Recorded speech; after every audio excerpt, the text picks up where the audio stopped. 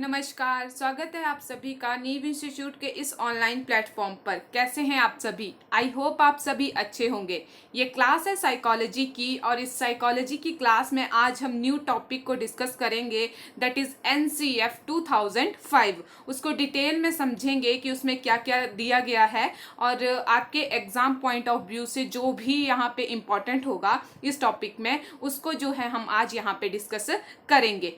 उससे पहले आपको स्क्रीन पे दिख रहा होगा मिशन HPSSC। अभी तक तो आप सभी को पता लग ही गया होगा कि इस चीज़ का क्या मतलब है। फिर भी मैं उन सभी स्टूडेंट को बता दूं जिन्होंने अभी तक हमारी जो पिछली वीडियोस हैं उनको नहीं देखा है। तो HPSSC का मतलब है जितने भी एग्ज़ाम आपके HPSSC के अंडर आते हैं उन सभी को जो है वो नीव इंस्टीट्यूट टारगेट करता है। और फिलहाल में जो बैच चलाया जा रहा है वो चलाया जा रहा है आपके पास HP टेट का। तो सभी बच्चों को मैं बता दूं जिन्होंने अभी तक इस बैच को ज्वाइन नहीं किया है, उन्हें क्या करना है, उन्हें जो है वो सिंपली गूगल प्ले स्टोर पे जाना है। वहाँ पे जाके नीव इंस्टीट्यूट की जो ये एप्लीकेशन है उसे सर्च करना है और सर्च करने के बाद इंस्टॉल करना है। जब आप इस ऐप को इंस्टॉल कर लोगे तो उसके बाद मैं यहाँ नंबर लिख रही हूँ 9459802085। इस नंबर पर जो है आपको कॉल करनी होगी। इस नंबर पर जब आप कॉल करोगे तो आपको जो है वो बैच में एनरोल कर लिया जाएगा। साथ में बात करते हैं ये जो बैच स्टार्ट हुआ है इसके क्या क्या बेनिफिट्स हैं। अगर मैं बेनिफिट्स की बात करूं तो यहाँ फर्स्ट ऑफ ऑल आपको दिख रहा होगा 1 वीक डेमो फ्री। यहाँ पे आपको 1 वीक का जो है वो डेमो फ्री दिया जाएगा। डेली क्लासेस होंगी, वीकली टेस्ट होंगे और डाउट सेशन भी यहाँ पे रखे जाते हैं। जो मोस्ट इंपॉर्टेंट बात जो यहाँ पे आती है कि ये जो बैच स्टार्ट हुआ है इसका फीस स्ट्रक्चर कितना होगा। अगर मैं फीस स्ट्रक्चर की बात करूं तो यहाँ फीस स्ट्रक्चर रखा गया है 1999, यानी कम से कम 2000 रुपए में आपको जो है यहाँ पर ये फुल कोर्स जो है वो एक तरह से देखने को मिलेगा। और इसी बात में एक और इम्पॉर्टेंट चीज़ आपको मैं बता दूं कि यहाँ पे 20% डिस्काउंट है। किसके लिए? For BPL student. वो बच्चे जो BPL कैटेगरी से बिलोंग करते हैं यहाँ पर उनके लिए जो है वो 20% डिस्काउंट दिया जाएगा। तो ये तो इन्फॉर्मेशन होगी हमारे बैच से रिलेटेड और उसके फीस स्ट्रक्चर से रिलेटेड। तो आज का टॉपिक जो है NCF यानी नेशनल करिकुलम फ्रेमवर्क 2005 यहाँ से जो है स्टार्ट होता है। तो चलिए बिना टाइम वेस्ट किए जो है वो आज की क्लास को जो है हम स्टार्ट करते हैं। ये क्या है? ये नेशनल करिकुलम फ्रेमवर्क आखिरकार ये है क्या?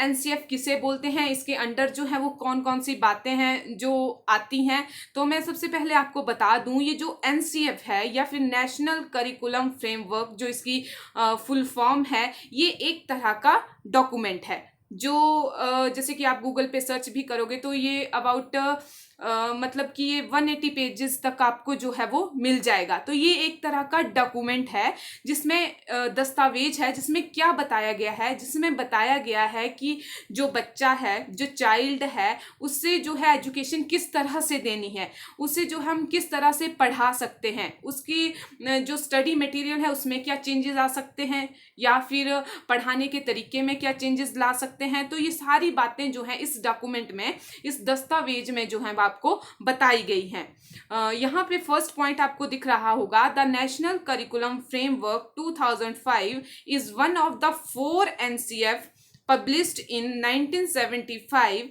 1988, 2000 and 2005 by the NCERT in India। ये जो है आपके पास NCF 2005 ये 4th NCF है आपके पास। इससे पहले जो है वो 3 NCF आ चुके हैं। कब कब आए हैं? पहला आया है आपके पास 1975 में, दूसरा आया है आपके पास 1988 में और तीसरा आया है आपके पास 2000 में। तो ये जो NCF है 2005 वाला, ये 4th NCF है जो किसके द्वारा जो है इंट्रोड्यूस किया गया है? NCERT के द्वारा इन इंडिया। सेकेंड पॉइंट है यहाँ पे, the NCF 2005 document draw it's policy basis from earlier government report on education as learning without burden and national policy of education 1986 1992 and focus group discussion। ये जो document है, ये जो एक तरह का दस्तावेज है, ये किस बेसिस पर जो है वो बनाया गया है या किस बेसिस पे ड्रॉ किया गया है? ये ड्रॉ किया गया है जो इंफॉर्मेशन जो है या जो रिपोर्ट जो है वो अर्लियर गवर्नमेंट से मिली हुई है एजुकेशन सिस्टम पर। और इसका मेन फोकस क्या था? इसका मेन फोकस था लर्निंग विदाउट बर्डन, कि लर्निंग कैसी हो, बिना बोझ के हो। एनपीई का भी इसमें जो है वो सहयोग है। 1986 जो पॉलिसी आपके पास आई थी, और साथ में फोकस ग्रुप डिस्कशन का। फोकस ग्रुप डिस्कशन मतलब कि बहुत से यहाँ पे ग्रुप जो थे बनाए गए थे। ठीक है, नेक्स्ट पॉइंट यहाँ पे आता है NCF 2005 has been translated into 22 language and has influenced the syllabus in 19 state. जो एनसीएफ है, जो हमारे पास नेशनल करिकुलम फ्रेमवर्क है, उसको 22 भाषाओं में जो था वो ट्रांसलेट किया गया and has influenced the syllabus in 17 state. और ये 17 स्टेट का जो सिलेबस है उसे प्रभावित जो है वो करता है। नेक्स्ट हम देखते हैं the NCERT gave a grant of 10 lakh to each to promote NCF in the language of the state and to compare its current syllabus with the syllabus proposed। NCERT ने कितने जो है वो ग्रांट दी हर एक स्टेट के लिए कि आप जो है वो NCF को प्रमोट करो। 10 लाख जो थी उन्होंने ग्रांट दी हर एक स्टेट के लिए कि आप जो है वो एनसीएफ को इसको लागू करो, इसको प्रमोट करो और कंपेयर करो जो सिलेबस है, जो करंट सिलेबस है और जो प्रपोज्ड सिलेबस है उसको जो है वो आप कंपेयर करो। Under the chairmanship of Professor Yashpal, the National Steering Committee was established. After much discussion, it was passed in the Central Advisory Board of Education on September 2005. ये जो थी ये किसके अंडर जो था वो आपके बना था? ये इसके जो अध्यक्ष थे वो कौन थे? ये थे आपके पास प्रोफेसर यशपाल जी जो थे वो यहाँ पे आपके अध्यक्ष थे, जो थे चेयरमैन थे यहाँ पे। उन्होंने कौन सी कमेटी बनाई थी? National steering committee was established. और बहुत सी डिस्कशन के बाद ये किसके द्वारा जो था पास किया गया था? It was passed in the central advisory board of education on September 2005। Last point है यहाँ पे the exercise is being executed with the support of state council of educational research and training SERT and district institute of education and training यानी कि diet. ये इन दोनों के support की वजह से एनसीएफ को जो क्या किया गया, एग्जीक्यूट किया गया। SERT और आपके पास डाइट, ये जो आपके पास ट्रेनिंग इंस्टीट्यूट थे, इनके सपोर्ट की वजह से या इनके सपोर्ट के कारण जो है इस एनसीएफ को क्या किया गया, एग्जीक्यूट किया गया। अगर मैं पर्सपेक्टिव की बात करूं, ये जो एनसीएफ है हमारे पास नेशनल करिकुलम फ्रेमवर्क है, इसके मैं कुछ पर्सपेक्टिव या फिर गाइडिंग प्रिंसिपल की बात करूं तो वो क्या थे, वो यहाँ पे आपको स्क्रीन पे दिख रहे होंगे। फर्स्ट इसका क्या गाइडिंग प्रिंसिपल था? To shift learning from rote method. ठीक है, लर्निंग को कहाँ, यहाँ रेट नहीं होगा, यहाँ पे रोट होगा। कहाँ से कहाँ जो है वो लर्निंग को शिफ्ट करना है? हमें जो है वो रट्टाफिकेशन पर जो है वो ज़्यादा जोर नहीं देना है, या फिर रट्टाफिकेशन को क्या करना है, ख़त्म करना है। लर्निंग को जो आपका रोट मेथड है उससे चेंज करना है। ठीक है, सेकंड है connecting knowledge to life outside the school. जो नॉलेज है, जो बच्चे का नॉलेज है, उसे जो है वो आउटसाइड द स्कूल यानी कि जो आपकी डेली लाइफ की एक्टिविटीज होती हैं उनके साथ भी कनेक्ट करना है। यानी बच्चा जो स्कूल में सीख रहा है, जो बच्चे ने सीखा है वो उसे जो है अपनी डेली लाइफ में भी यूज कर पाए, अपनी डेली लाइफ में भी कनेक्ट कर पाए। थर्ड है to integrate examination into classroom learning and make it more flexible. यानी कि यहाँ पे क्या करना है, यहाँ पर जो है आपके जो एग्जामिनेशन है उन्हें फ्लेक्सिबल बनाना है। ठीक है, आपके जो एग्जामिनेशन ऐसे होने चाहिए जिसमें जो बच्चा है वो अपने आइडियाज का, अपने थॉट का यूज कर पाए। ठीक है, अपने आइडियाज को, थॉट को जो है वो एक्सप्रेस कर पाए। आपका जो एग्जामिनेशन सिस्टम है वो फ्लेक्सिबल होना चाहिए।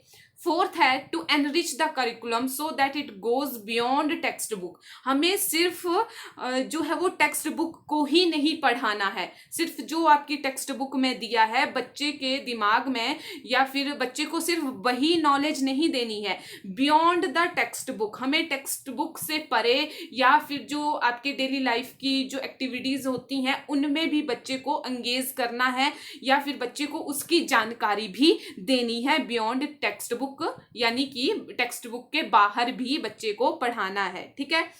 फिफ्थ है यहाँ पे nurturing on overriding identity informed by caring concern within the democratic polity of the country.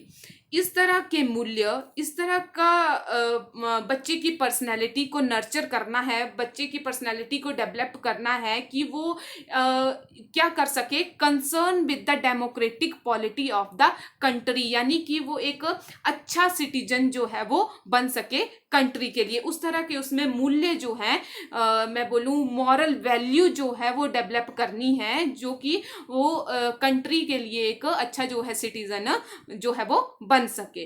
ये थे कुछ पर्सपेक्टिव या फिर आप बोल सकते हो guiding principal.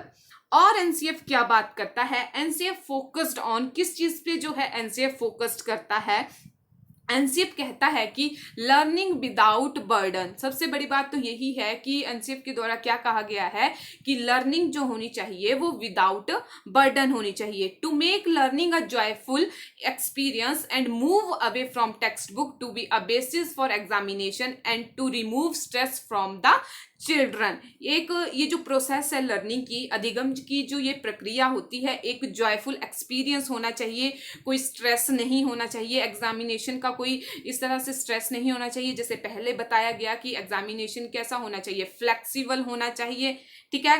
To develop a child centred approach and to promote universal enrolment and retention up to the age of 14। जो अप्रोच है वो टीचर सेंटर नहीं होनी चाहिए। ऐसा नहीं है कि सिर्फ टीचर जो है सिर्फ नॉलेज भरता जा रहा है भरता जा रहा है बच्चे के अंदर, ऐसा नहीं होना चाहिए। जो प्रोसेस है, जो अप्रोच है वो कैसी होनी चाहिए, वो चाइल्ड सेंटर होनी चाहिए। ठीक है। चाइल्ड सेंटर अप्रोच जो है वो होनी चाहिए, यानी बच्चे को जो है वो केंद्र में रखना चाहिए।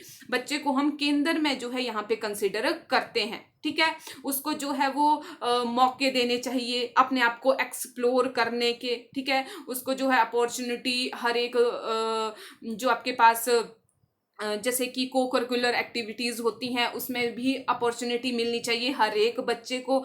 ठीक है। तो ये एक चाइल्ड सेंटर अप्रोच जो है वो होनी चाहिए। और and to promote universal enrollment and retention up to the age of 14। up to the age of 14 का मतलब है कि जैसे आरटीई बात करता है 6 से 14 साल तक के बच्चे को फ्री एजुकेशन जो है यहाँ पे प्रोवाइड करवानी चाहिए। नेक्स्ट हम बात करते हैं, वैसे तो एनसीएफ में बहुत सारे एमिनेंट पर्सन हैं जिन्होंने यहाँ पे काम किया, लेकिन एक यहाँ पे पर्सन आते हैं जिन्होंने 3 पिलर की बात की। 3 pillar of the education system in India described by P Naik. किसके द्वारा? पी नायक के द्वारा यहाँ पर जो है वो 3 पिलर्स की बात की गई। और वो पिलर्स कौन कौन से थे? Equality, quality and quantity. Equality का मतलब है कि यहाँ पर जो है हर बच्चे को इक्वल समझा जाना चाहिए। ठीक है। किसी को जो है वो जेंडर बेस पे या फिर कास्ट के बेस पे उससे जो है वो उस तरह का व्यवहार नहीं किया जाना चाहिए, यानी बच्चे को यहाँ पे समान समझा गया है। इक्वालिटी का दर्जा जो है यहाँ पे दिया गया है। सेकंड है क्वालिटी। क्वालिटी का मतलब है जो एजुकेशन है वो क्वालिटी मतलब उसमें क्वालिटी होनी चाहिए। क्वालिटी का मतलब है कि बच्चा जो नॉलेज जो उसके अंदर जो उसको नॉलेज दी जा रही है उसका वो डेली लाइफ में यूज कर पाए, क्वालिटी हो उस चीज में। ठीक है। नेक्स्ट पॉइंट है यहाँ पे क्वांटिटी। क्वांटिटी का मतलब है कि बच्चे को उस लेवल का जो है वो आपको एजुकेशन देनी है। अब अगर कोई 4th क्लास का बच्चा है और आप मान लो कोई जो है वो 9th क्लास का बच्चा है और आप उसे जो है वो 6th क्लास की जो है वो एजुकेशन दे रहे हो, तो ऐसा भी नहीं चलेगा। ठीक है, एजुकेशन में क्या क्वांटिटी भी होनी चाहिए, उसी लेवल का उसको पढ़ाना भी है, टफनेस भी उसी लेवल की होनी चाहिए। तो ये पॉइंट आ जाता है आपके पास क्वांटिटी का। ये किसके द्वारा 3 पिलर्स दिए गए? पी नायक के द्वारा। उसी तरह नेक्स्ट में अगर बात करूं आगे, तो लर्निंग एंड नॉलेज के बारे में जो वो एनसीएफ क्या कहता है? Learning and knowledge, learning should be enjoyable act where children should feel that valued and their voices are heard. जो लर्निंग है, जो अधिगम है, वो कैसा होना चाहिए? इंजॉयबल एक्ट होना चाहिए, जिसमें जो है वो चिल्ड्रन क्या फील करे? वैल्यूड फील करे। ठीक है, कि उसको ऐसा फील हो कि उसकी भी वैल्यू की जाती है और उसकी भी बातों को सुना जाता है, समझा जाता है। ठीक है, the curriculum should focus on the holistic development of the student to enhance physical and mental development in individual and as well as with their peer interaction. जो करिकुलम है, जो हमारा करिकुलम है, वो किस पे फोकस्ड होना चाहिए? होलिस्टिक डेवलपमेंट पे, कि बच्चे का जो वो है वो सर्वांगीण विकास हो। ठीक है, उसका मेंटल विकास भी हो, उसका फिजिकल विकास भी हो। तो करिकुलम इस तरह से बनाया जाना चाहिए, या जो करिकुलम बनाया गया है उसका फोकस इस तरह से होना चाहिए कि जो बच्चे का जो डेवलपमेंट है वो पूरी तरह से हो। ठीक है, inclusive education to given priority, यानी इंक्लूसिव एजुकेशन को जो है वो प्रायोरिटी देनी चाहिए। इंक्लूसिव एजुकेशन का क्या मतलब है? इंक्लूसिव एजुकेशन यानी कि सभी तरह के बच्चों को जो है यहाँ पे इंक्लूड किया जाना चाहिए। ऐसा नहीं करना चाहिए कि जो कुछ बच्चे होते हैं, जैसे स्पेशल बच्चे होते हैं, उनके लिए कोई अलग से स्कूल बना दिया। नहीं, इंक्लूजन का वही मतलब है कि सभी बच्चों का यहाँ पे इंक्लूजन किया जाना चाहिए। Constructive learning has to be part of the curriculum. कैसी लर्निंग? कंस्ट्रक्टिव लर्निंग, यानी कि जो आपकी संरचनात्मक जो आपका अधिगम होता है वो पार्ट होना चाहिए आपका करिकुलम का, यानी कि बच्चे अपने नॉलेज को खुद कंस्ट्रक्ट करें। ठीक है, वो खुद जो है वो, जैसे अगर उन्हें कोई एक्टिविटी दी जाती है तो उस बारे में वो खुद सोचें। ठीक है, ऐसे छोटे छोटे काम उनको देने चाहिए। अगर छोटे लेवल के बच्चे हैं तो उनको उनके जो लेवल के अकॉर्डिंग काम देने चाहिए, जिसमें उनकी जो है वो एक तरह से कंस्ट्रक्शन पावर, या फिर उनकी जो इस तरह की उनकी लॉजिकल थिंकिंग जो है वो डेवलप हो। इस तरह के काम उनको देने चाहिए, यानी वो नॉलेज को जो क्या कर सकें? कंस्ट्रक्ट कर सकें। ठीक है, तो ये क्या होना चाहिए? एक करिकुलम का पार्ट होना चाहिए। नेक्स्ट एनसीएफ बात करता है सब्जेक्ट की, कि सब्जेक्ट कौन कौन से होने चाहिए। यहाँ स्क्रीन पे आपको दिख रहे होंगे, इन्हें जो है वो नेक्स्ट हम इसमें जो है स्लाइड में जो है वो डिस्कस करेंगे। ठीक है, जैसे लैंग्वेज हो गया, mathematics, computer science, social science, art education, health and physical education, study and peace, work and education. तो फर्स्ट देखते हैं लैंग्वेज। लैंग्वेज में क्या बोला गया है? 3 language formula to be followed. कौन सा? 3 लैंग्वेज फॉर्मूला जो है यहाँ पे फॉलो होना चाहिए, जो हम आगे डिस्कस करेंगे कि ये 3 लैंग्वेज फॉर्मूला जो होता है वो क्या होता है। Medium of communication should be home language. जो कम्युनिकेशन का जो मीडियम है बच्चों से, वो कौन सा होना चाहिए? Home language. होम लैंग्वेज का मतलब है जो बच्चा घर में, या बच्चा जिस लैंग्वेज के साथ अपनी जिस लैंग्वेज को वो जानता पहचानता है। ठीक है, कम्युनिकेशन का मीडियम वो कौन सी लैंग्वेज होनी चाहिए? होम लैंग्वेज होनी चाहिए। Encourage children to be proficient in multiple language other than mother tongue including English. बच्चों को इनकरेज करना चाहिए, यानी कि बच्चों को बढ़ावा देना चाहिए कि वो मल्टीपल लैंग्वेज को जो है वो सीखें। ठीक है, अदर देन मदर टंग, चाहे वो इंग्लिश भी हो सकती है। ठीक है, 3 लैंग्वेज फॉर्मूला क्या बताता है? 3 लैंग्वेज फॉर्मूले में आपकी 3 लैंग्वेज आती हैं। फर्स्ट लैंग्वेज की अगर मैं बात करूं, to be studied must be the mother tongue और द रीजनल लैंग्वेज। जो फर्स्ट लैंग्वेज होगी वो आपकी कौन सी होगी? या तो आपकी मदर टंग होगी, या फिर और द रीजनल लैंग्वेज, या फिर जो वहां पे बोली जाती होगी भाषा, जो जुबान वहां पे बोली जाती होगी, वो जो यहाँ पे होगी वो फर्स्ट लैंग्वेज होगी। सेकेंड लैंग्वेज आपकी क्या होगी? In Hindi speaking state the second language will be same other modern, sorry यहाँ पे थोड़ा मिस्टेक हो गया है। In Hindi speaking state the second language will be will be same. Other modern Indian language state, the second language will be Hindi और English. ये जो आपके पास हिंदी स्पीकिंग स्टेट है, इसमें जो है आपके पास जो सेकंड लैंग्वेज होगी वो क्या हो सकती है, यहाँ पे जो है वो सेकंड लैंग्वेज आपकी इंग्लिश हो सकती है. जो हिंदी स्पीकिंग स्टेट हैं उनकी जो फर्स्ट लैंग्वेज है वो क्या हो सकती है, फर्स्ट तो उनकी जो मदर टंग होगी वो होगी, या फिर अगर हिंदी बोलते होंगे वहां पे तो वो हिंदी होगी. लेकिन सेकंड लैंग्वेज क्या हो सकती है, हिंदी स्पीकिंग स्टेट में वो इंग्लिश हो सकती है, या फिर कोई और मॉडर्न लैंग्वेज हो सकती है, जैसे उर्दू हो गया, पंजाबी हो गया, गुजराती हो गया, अदर मॉडर्न लैंग्वेज हो सकती है. ठीक है. और नॉन हिंदी स्टेट में जहां पे हिंदी नहीं बोली जाती है उनकी सेकंड लैंग्वेज हिंदी हो सकती है. ठीक है. उनकी जो सेकंड लैंग्वेज है वो कौन सी हो सकती है, वो हिंदी या फिर इंग्लिश जो है वो हो सकती है. जैसे कि आपकी हिंदी स्पीकिंग स्टेट अगर मैं कंसीडर करूं तो अगर मैं महाराष्ट्र को लूं तो इनकी जो सेकंड लैंग्वेज है वो क्या हो सकती है, वो इंग्लिश हो सकती है. लेकिन अगर मैं नॉन हिंदी स्टेट की बात करूं जैसे तमिलनाडु हो गया तो उसकी जो सेकंड लैंग्वेज है वो क्या होगी, वो हिंदी हो सकती है. ठीक है. हिंदी और इंग्लिश. उसी तरह से थर्ड लैंग्वेज आती है in Hindi speaking state, the third language will be English और modern Indian language. Hindi speaking state में क्या हो सकती है, इंग्लिश हो सकती है, कोई भी modern Indian language. Modern Indian language के बारे में मैंने आपको बताया, वो उर्दू भी हो सकती है, वो आपकी गुजराती पंजाबी भी हो सकती है. ठीक है. जितनी भी आपकी मॉडर्न इंडियन लैंग्वेज है. ठीक है. Not studied as the English or a modern Indian language as the second language, in the non यहाँ पे आएगा non Hindi speaking state language, and in the non Hindi speaking state the third language will be English.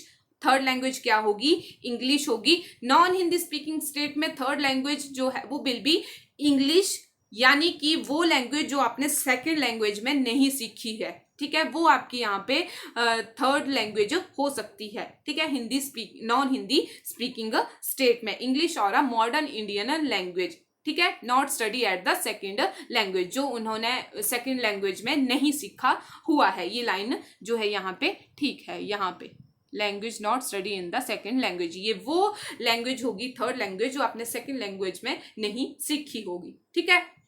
I hope ये three language formula जो है वो आपको पता लगा होगा. फोर्थ यहाँ पे आता है mathematics. Mathematics rather than knowledge of mathematics is the main goal of teaching mathematics. इसका मतलब है कि सिर्फ मैथमेटिक का या फिर एक तरह से फॉर्मूले रटवाना या फिर सिर्फ मैथमेटिक के बारे में इंफॉर्मेशन देना वो ही काफ़ी नहीं है. मैथमेटिक भी पढ़ाना है बच्चों को, साथ में ये भी ज़रूरी है कि उनका जो है वो मैथमेटाइजेशन हो सके. मैथमेटाइजेशन का मतलब है उनकी जो लॉजिकल पावर है, जो लॉजिकल रीजनिंग पावर है वो भी डेवलप हो सके. ठीक है. फिफ्थ आता है computer. Involve the use and application of tool of the information and computer ages, and the computer science teaching should focus on method and process that will nurture their curiosity and creativity. I think यहाँ पे ये जो है यहाँ पे sorry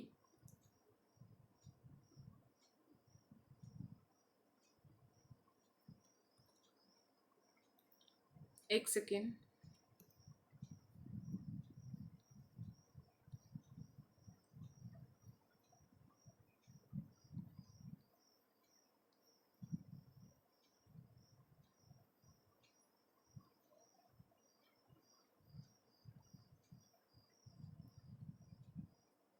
fifth आता है हमारे पास कंप्यूटर. कंप्यूटर का क्या मतलब है, कंप्यूटर का मतलब है कि एनसीएफ बोलता है कि जो कंप्यूटर है उसका नॉलेज भी बच्चे को होना चाहिए कि किस तरह के जो है वो टूल एंड टेक्निक जो है वो कंप्यूटर में यूज होते हैं, एप्लीकेशन जो है वो किस तरह से बनती है, इन सब चीज़ों का जो है वो नॉलेज जो है वो बच्चे को होना चाहिए. नेक्स्ट अगर मैं बात करूं तो यहां जो है एक पॉइंट आता है आपके पास साइंस. साइंस सब्जेक्ट की अगर मैं बात करूं तो साइंस सब्जेक्ट में क्या क्या करना जरूरी है, या साइंस पढ़ाने के जब हम साइंस पढ़ाते हैं तो फोकस किस चीज़ पे करना चाहिए। Science teaching should focus on method and process that will nurture their curiosity and creativity. Science पढ़ाते टाइम जो है वो फोकस होना चाहिए कि जो बच्चे हैं वो जो है वो किस तरह से सीख रहे हैं, ठीक है। उनकी क्यूरियोसिटी लेवल का जो है हमें ध्यान रखना होगा। अगर उनमें क्यूरियोसिटी होगी तो वो क्या करते हैं, वो बहुत अच्छे तरीके से जो है वो सीख पाते हैं। तो साइंस सब्जेक्ट पढ़ाने का ये भी एक जो है यहाँ पे फोकस हमें उस चीज़ पे भी रखना चाहिए। नेक्स्ट अगर मैं बात करूँ social science, equip children to think critically on social issue. Social science पढ़ाने का एक फोकस ये भी होना चाहिए कि जो बच्चे हैं वो सोशल इशू के बारे में क्रिटिकली टाइप से जो है वो थिंकिंग कर पाएँ, वो सोच सकें। जो भी सोशल इशू होते हैं, चाहे वो जेंडर वाइज हों, चाहे वो कास्ट वाइज हों, जो भी इशू होते हैं उनके बारे में अपनी राय दे पाएँ, उनके बारे में अपने थॉट्स को रख पाएँ, उनके बारे में अपने आइडियाज़ को रख पाएँ, यानी उस चीज़ के बारे में, सोशल जो इशू होते हैं उनके बारे में वो सोच पाएँ, ठीक है। आर्ट एजुकेशन, आर्ट एजुकेशन के अंदर क्या होता है, जब हम आर्ट एजुकेशन देते हैं तो बच्चे के अंदर का जो टैलेंट है वो बाहर निकल के आता है। Including art education in school is to bring about the complete development of the student personality and mental health, ठीक है।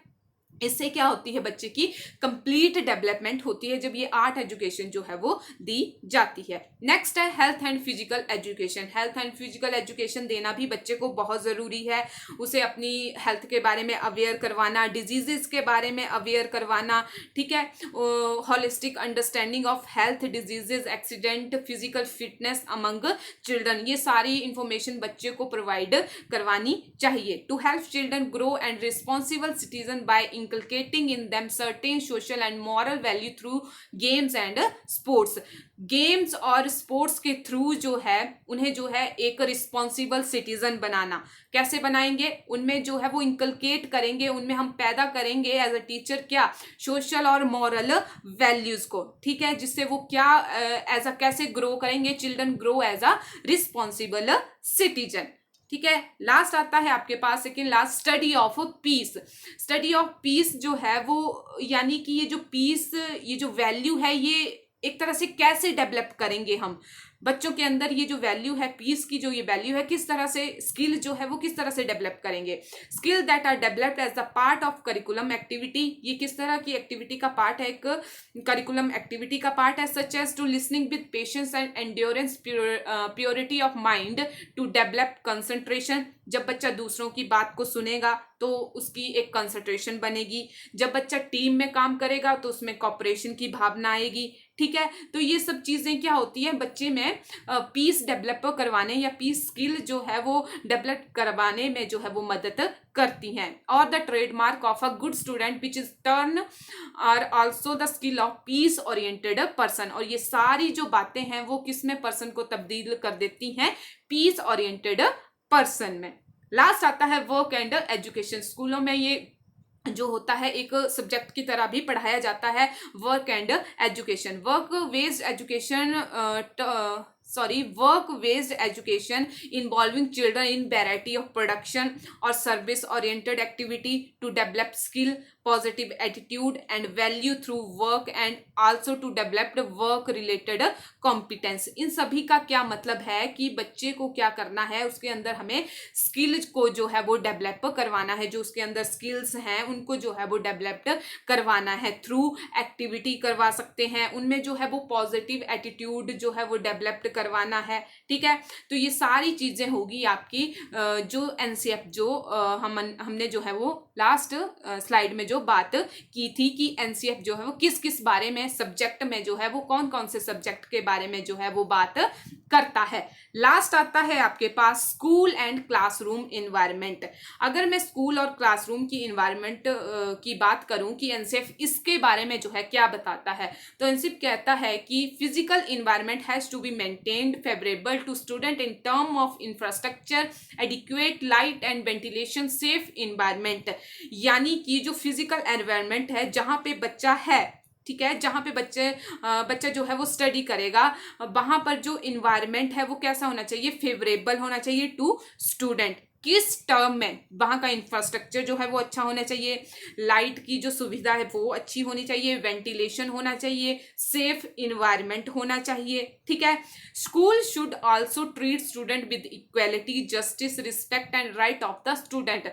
जो स्कूल है, जो स्कूल के टीचर हैं, उन्हें जो है वो स्टूडेंट को कैसे इक्वालिटी से ट्रीट करना चाहिए। इक्वालिटी का मतलब है किसी के साथ जो है वो ज़्यादा जो है वो मतलब ऐसा नहीं करना चाहिए कि ये पर्टिकुलर टीचर का ये पर्टिकुलर फेवरेट स्टूडेंट है, नहीं, सभी को हमें समान नज़र से जो है वो देखना है विद द इक्वालिटी। ना तो हम किसी तरह का भेदभाव करेंगे, ना तो हम किसी जेंडर बेस पे हम भेदभाव करेंगे, ना तो हम कास्ट के बेस पे कोई भेदभाव करेंगे। इक्वल जो है हमें स्टूडेंट्स को जो है वो ट्रीट करना है, जस्टिस, रिस्पेक्ट और right of the student. Second last point है give equal opportunity for all student to participate in all activity. हमें जो है वो इक्वल अपॉर्चुनिटी देनी है सभी स्टूडेंट को। टीचर की नज़रों में सभी के सभी बच्चे जो हैं वो समान होने चाहिए। ठीक है, उनमें किसी तरह का भेदभाव जो है हमें नहीं करना है, कोई सुपीरियर और कोई इंफीरियर नहीं होगा टीचर की नज़रों में, सभी जो है वो बराबर जो है हमें उनको ट्रीट करना है। गिव इक्वल अपॉर्चुनिटी, उनको जो है वो इक्वल अपॉर्चुनिटी देनी है ताकि वो सभी जो एक्टिविटी है उनमें जो है वो पार्टिसिपेट कर पाए। लास्ट पॉइंट है policy of inclusion has to be part of school. जो हमारे पास पॉलिसी है इंक्लूजन की, जो इंक्लूजन की या इंक्लूसिव स्कूल्स की मैंने पीछे बात की थी कि इंक्लूजन क्या होता है, वो जो है वो पार्ट होना चाहिए स्कूल का। इंक्लूजन का मतलब यही है कि सभी बच्चे जो हैं वो स्कूल में होने चाहिए। ठीक है, अगर किसी बच्चे में कोई प्रॉब्लम है तो उसे जो है वो ऐसे अलग थलग नहीं कर देना है, उसे ऐसा नहीं बोलना है। अगर मान लो कि कोई बच्चा है जिसे चलने में थोड़ी प्रॉब्लम है तो उसको हमें ऐसा नहीं बोलना है कि आप जो है वो खेल नहीं पाओगे या आपको खेलना नहीं है क्योंकि आपके पाँव में या कहीं पे जो है वो चोट लगी हुई है, या फिर आप खेल नहीं सकते, या फिर आप जो है वो अलग बैठ जाओ। नहीं, इंक्लूजन का मतलब है सभी तरह के स्टूडेंट को हमें साथ में लेकर जो है वो चलना होगा। तो आई होप ये सेशन जो है वो आपको अच्छा लगा होगा, आपको समझ में आया होगा कि एनसीएफ के द्वारा जो है वो क्या क्या कहा गया है। एग्जाम पॉइंट ऑफ व्यू से जो भी इंपॉर्टेंट था वो यहाँ इस स्लाइड पे मैंने इंक्लूड किया हुआ है। तो आई होप ये सेशन आपको अच्छा लगा होगा। तो मिलते हैं अपनी नेक्स्ट वीडियो में, तब तक के लिए thank you, have a nice day.